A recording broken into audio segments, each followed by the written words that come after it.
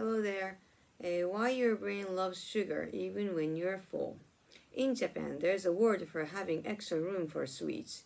Betsubara or separate stomach is the idea that no matter how full you are, there's always room for dessert.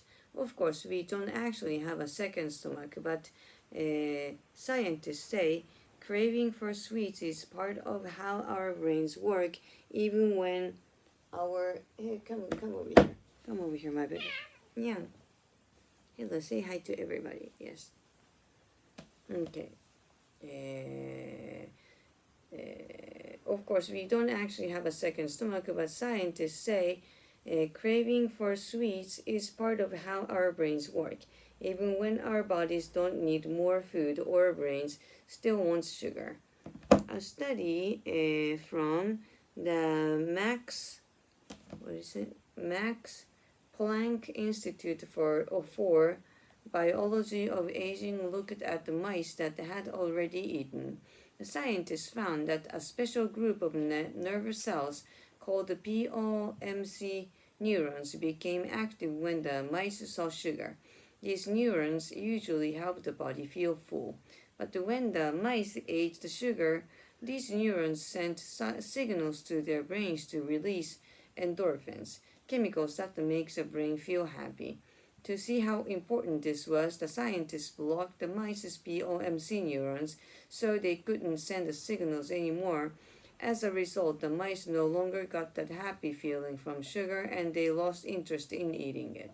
See, this is very addictive, isn't it?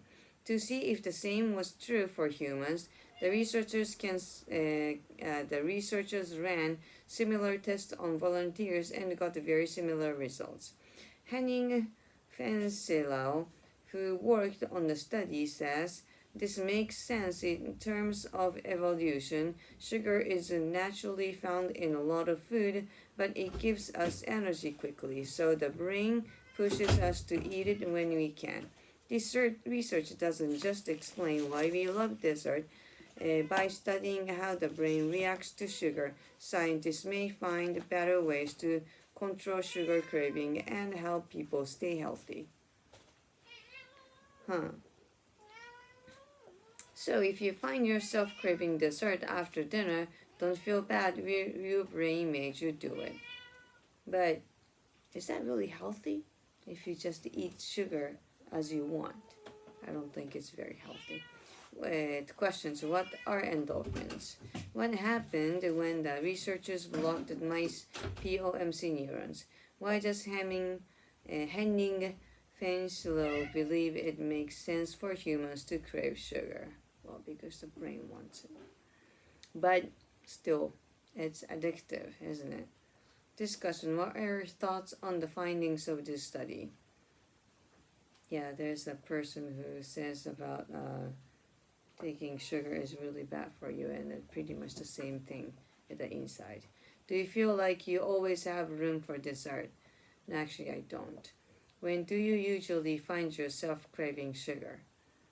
I don't, because I'm not addicted anymore. I used to like chocolates all the time when I'm working. Yes. What are your favorite sweet foods? Some fruits, but I try not to eat a lot. How hard do you think it would be to go a week without eating any sugar? It's a piece of cake now for me.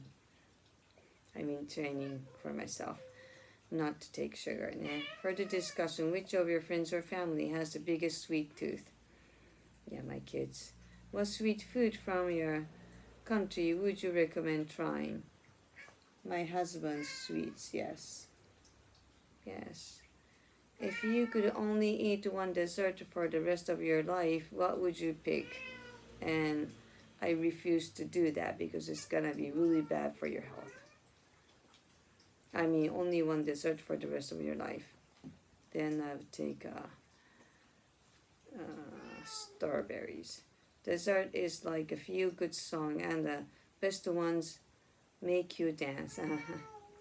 Well, that's actually true. Edward Lee, what foods put you in a good mood? Actually, very tasty potato chips make me dance. And actually, oils are also addictive.